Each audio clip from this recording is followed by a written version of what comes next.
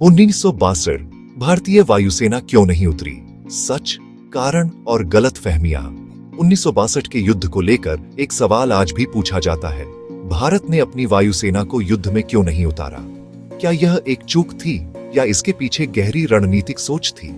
उस समय भारतीय वायुसेना के पास टू हंटर, ग्नैट और कैनबरा जैसे सक्षम विमान मौजूद थे। यदि इन्हें लड़ाई में लगाया जाता तो चीन को भारी नुकसान पहुंच सकता था। लेकिन भारत के सामने एक बड़ी समस्या थी, भूगोल। चीन की सेना तिब्बत के पठार पर तैनात थी, जहां हवा बहुत पतली होती है और विमान को कम लिफ्ट मिलती है। भारतीय वायुसेना वहां हमला तो कर सकती थी, लेकिन चीन के पास भारत के बड़े शहरों पर पलटवार करने का विकल्प भी होता।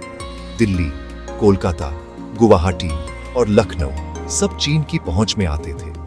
भारत उस समय रणनीतिक रूप से इतनी तैयारी में नहीं था कि वह एक बड़े हवाई युद्ध का सामना कर सके। ईंधन भंडार, एयर डिफेंस सिस्टम, रनवे की क्षमता, इन सब में कई सीमाएं थी। नेहरू सरकार को डर था कि यदि वायुसेना का इस्तेमाल किया गया तो चीन पूरे शहरों को निशाना बना सकता है, जिससे युद्ध का विस्तार नियंत्रण से बाहर हो जाता। इसके अलावा सूचना का अभाव और गलत रिपोर्टिंग ने भी निर्णय को प्रभावित किया।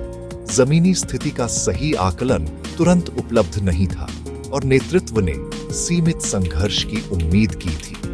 इतिहासकारों का मानना है कि यदि भारतीय वायुसेना को सक्रिय किया जाता तो चीन की सप्लाई लाइन कट सकती थी और कई मोर्चों पर भारत को बढ़त मिलती।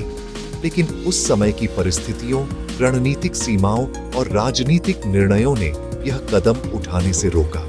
यह कहानी हमें सिखाती है कि युद्ध में केवल हथियार नहीं, बल्कि निर्णय, जानकारी और तैयारियां भी निर्णायक होती हैं।